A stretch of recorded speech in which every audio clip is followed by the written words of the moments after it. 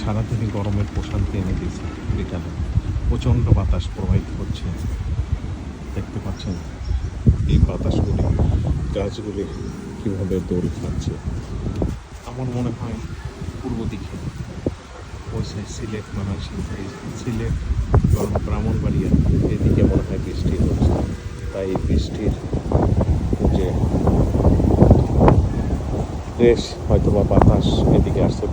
আকাশটা মেঘলা ছিল বিকাল থেকে, কিন্তু বৃষ্টি হয় নাই এবং রাত দুপুর সারাদিন প্রচণ্ড গরম, বাতাস ছিল না, একটা দুর্গম হয়েছিল যেন কখন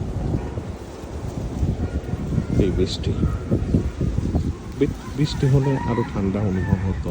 বাতাসে ততটা ঠান্ডা অনুভব হচ্ছে না যতটা বৃষ্টিতে হতো। বৃষ্টি হলে পরিবেশটাও ঠান্ডা হতো, গাছগুলি পানি পেত। দেখতে পাচ্ছেন চারিদিকে এই পরিবেশটা অসাধারণ। এই পরিবেশ, ধন্যবাদ, ভালো থাকবেন, সুস্থ থাকবেন।